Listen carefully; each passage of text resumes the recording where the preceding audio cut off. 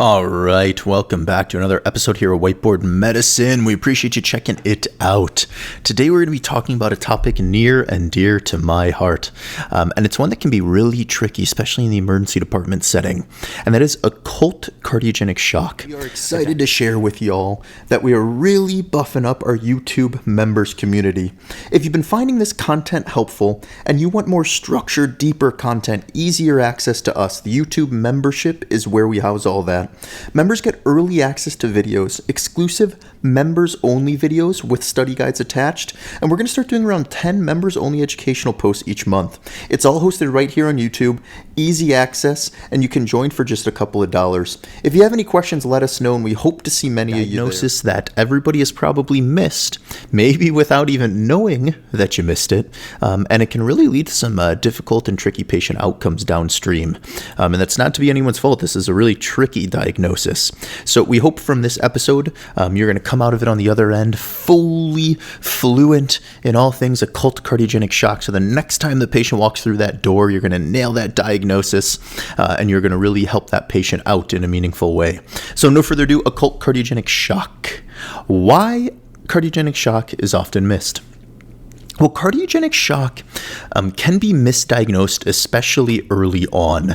And the key concept here is that in cardiogenic shock specifically, a lot of these patients often have a normal blood pressure.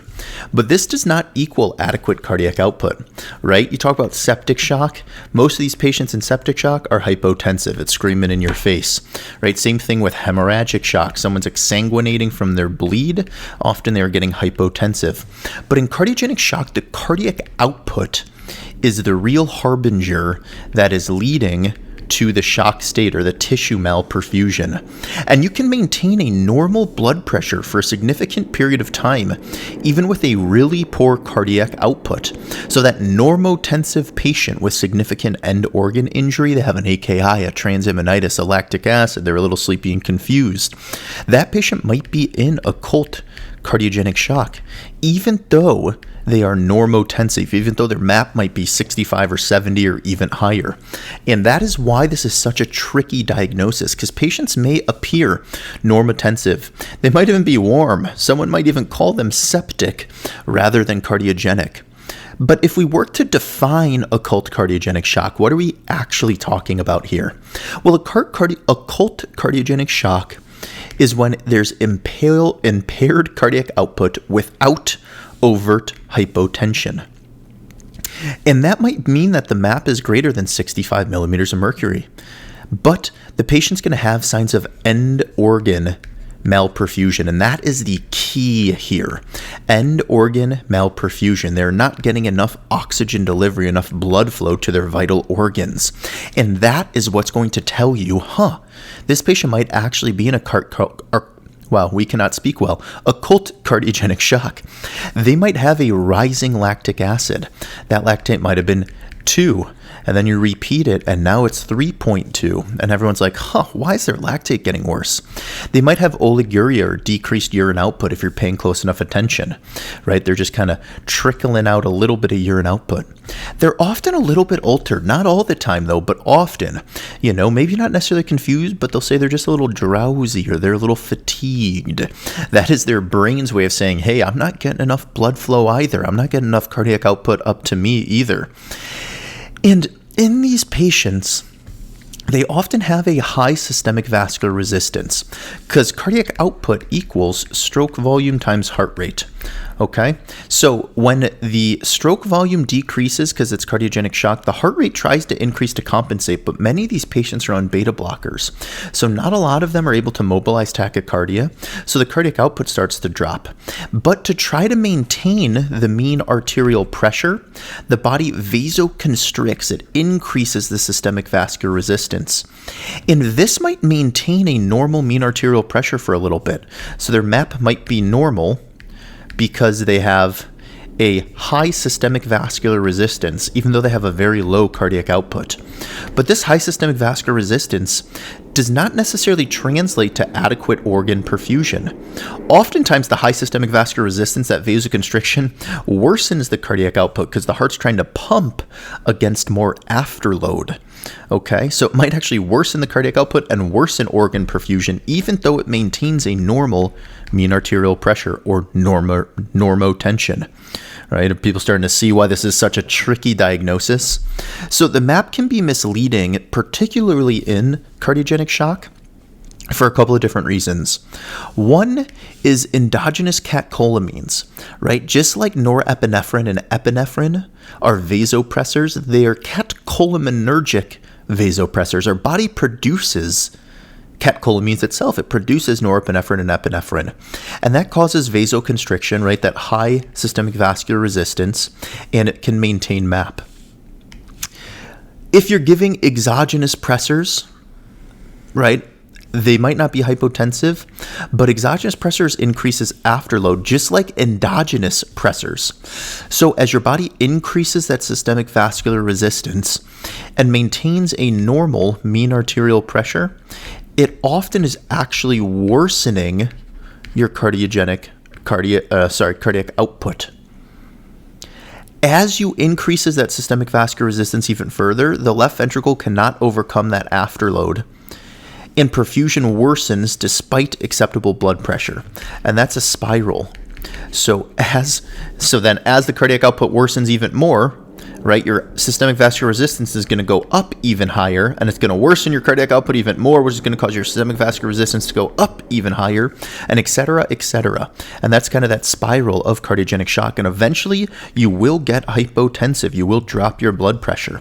But by that time, gosh, you're way behind the 8 ball, because this whole time the cardiac output's been dropping, you are not perfusing your organs. You're not perfusing your kidneys. You're not perfusing your brain, your liver, even your heart muscle itself. And you're getting that acute kidney injury. You're getting that transaminitis. You're getting that lactic acidosis. You're getting that altered mental status or drowsiness. All right. You're seeing all these signs of end organ malperfusion. So when we think about common missed phenotypes of occult cardiogenic shock, right, the normotensive cardiogenic shock, it could be someone in heart failure. You see someone in heart failure, they're in acute decompensated heart failure. They got, mild pulmonary edema. They got some lower extremity edema. You do an ultrasound of their heart and you're like, yep, their cardiac output's down. But you also notice their lactate is 2.8 and their creatinine is 2.1 and their AST is maybe 300. And you're like, gosh, I thought they were just an acute heart failure exacerbation, but they have all this end organ injury. This is just screaming at you, are they actually in occult cardiogenic shock, right? Anytime you see this end organ malperfusion, you got to ask yourself the question. Right? Other causes of occult cardiogenic shock, just like cardiogenic shock in general, you can get stress cardiomyopathies like Takotsubo's, STEMIs and NSTEMIs, RV infarctions, acute valvular disease. So y'all, if you watched our cardiogenic shock episode, which if you didn't, just search Whiteboard Medicine cardiogenic shock, we do a deep dive on all these things. But back to focusing on kind of the occult version. So there are some nice clinical clues when someone has a low cardiac output state, right? Even if their MAP's normal, these clinical clues still persist. And one is narrow pulse pressure. Pulse pressure is systolic blood pressure minus diastolic blood pressure. And when we talk about narrow pulse pressure, what we're talking about is really stroke volume divided by aortic compliance. And as you can imagine, in cardiogenic shock, your stroke volume goes low, and as we said, your body, to try to compensate, increases its SVR, increases its systemic vascular resistance. It vasoconstricts, and that increases your aortic compliance, right? So you're going to have a narrow pulse pressure, numerator low, denominator high, and narrow pulse pressure can sometimes be a great hint. None of this is super specific or sensitive, but when I walk in the room and I see a narrow pulse pressure and someone a little sick, I'm like, makes me think a little bit. We often also see cool extremities. As your body vasoconstricts, as that SVR goes up, the cutaneous blood vessels are vasoconstricting just like the rest of them. And as those cutaneous blood vessels vasoconstrict, the skin is going to feel colder to the touch. So you're going to have a narrow pulse pressure, cool extremities. You might have a worsening lactic acid. You might notice signs of fluid overload. And if you somehow manage to get a venous blood sample from the right atrial area or the pulmonary artery, that SCVO2 would be low, less than 65%, although you need invasive lines to get that. But the clinical things, cool extremities, narrow pulse pressure, worsening lactate, and organ malperfusion are all concerning clinical clues for a low cardiac output state.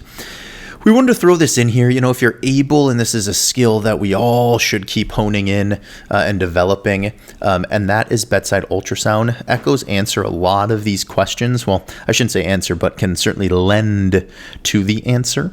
And it's always, is flow adequate? So you can use your ultrasound, right? Look at LV contractility, looked at RV size and RV function, IVC dilation, valvular disease. So if you're able to hone these skills, this is a really important skill to have. Use echocardiography.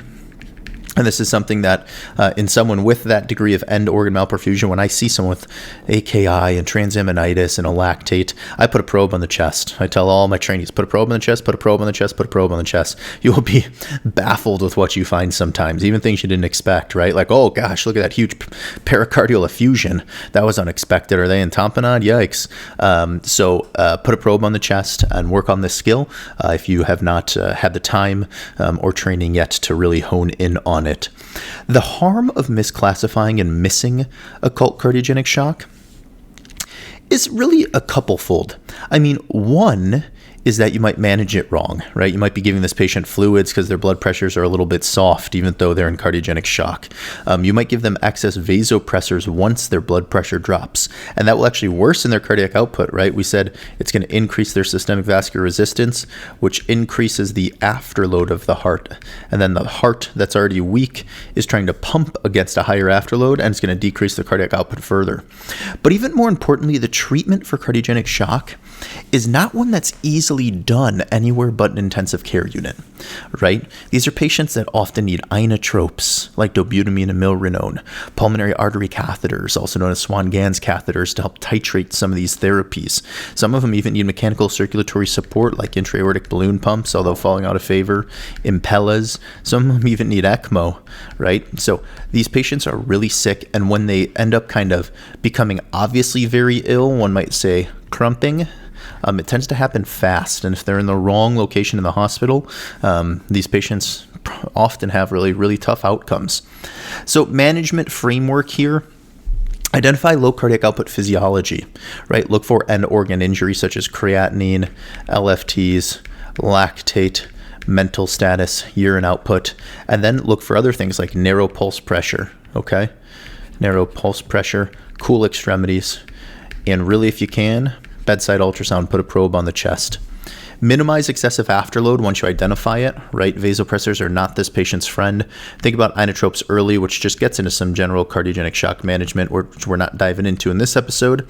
And then consider advanced therapies early, like MCS. These things just kind of go to the fact where we need to identify this early, because if we miss it, there's not a lot of things that people can do for these patients on the floor. So identify early.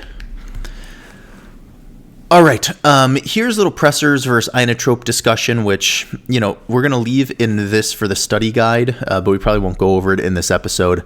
It's just talking more about how inotropes are the preferred therapy rather than vasopressors, but you often need both. So clinical pearls for occult cardiogenic shock: lactate rising without hypotension should make you worried that there is some type of occult shock going on. Warm shock can still be cardiogenic, although classically cardiogenic shock is cool to the touch. Pressors can mask cardiogenic shock and actually worsen severity. And then early echo is critical in these patients if you're able to do it with any degree of skill. Okay, let's get in some practice questions, then we will be done. For those of you that have not done practice questions with us before, we have 3 practice questions: a beginner, intermediate, and advanced. We'll read the question, answer options, and then go right into the answer. So if you need more time to think about it, please pause the episode. Beginner question 1. Which findings best suggest occult cardiogenic shock? A map of 72. B, warm extremity. C, rising lactate despite normal blood pressure. D, fever. Correct answer, pause it if you need more time, is C, a rising lactate despite normal blood pressure, right? It is occult shock. So you might be normotensive. Often your extremities are cool, but you might have warm extremities. And fever is neither here nor there. So rising lactate despite normal blood pressure would be more defining of occult cardiogenic shock. All right, question 2, intermediate difficulty. Why can norepinephrine worsen occult cardiogenic shock? A, decreases preload. B, increases afterload, which can decrease cardiac output. C, causes arrhythmias. Or D, increases lactate clearance. Correct answer is B. Vasopressors increase afterload, which can decrease cardiac output, right? That heart is weak and is trying to pump against the systemic vascular resistance, right? How vasoconstricted or vasodilated those blood vessels are. So vasopressors increase systemic vascular resistance, right? They cause vasoconstriction, so they're going to increase the afterload that weak heart is pumping against, which will decrease cardiac output. All right, last question. Advanced. Which intervention most rapidly clarifies shock phenotypes in the ED? A, central line placement. B, pulmonary artery catheter placement. C, bedside echocardiography. Or D, lactate trend. The correct answer is C, bedside echocardiography, right? This is huge in the emergency department. We're not often placing pulmonary artery catheters in the emergency department. We could actually, now that we're pondering it, I'm not sure of any emergency departments that are functionally able to hook up swans. Not that they should, but that would be a first for us. Lactate trend is nonspecific, central line placement's nonspecific, so really that bedside echo can be incredibly important. All right, that's all we have for you today. Thanks for checking out the episode. Let us know what thoughts, comments, questions you have down below. As a reminder, none of this is intended to be acted upon as medical advice. Full disclaimer will be at the end in just a little bit. Check out our other shock episodes or anything else on the channel, all things emergency critical care medicine. And if nothing else, stay well, keep learning, and we hope to see you next time. Hey everybody, and welcome to Whiteboard Medicine. We appreciate you checking out the video. Here at Whiteboard Medicine, our goal is to create medical education content for all types of interested learners. That includes videos, practice questions, study resources, and much more. We would love for you to join our community by subscribing, hit that bell button. We're also working to build a high-yield Patreon page. It's going to be full of practice questions, video outlines, notes, commercial-free content, and much more. None of these videos are intended to be acted upon as medical advice. Please pause the video here and read this disclaimer in its entirety before moving on.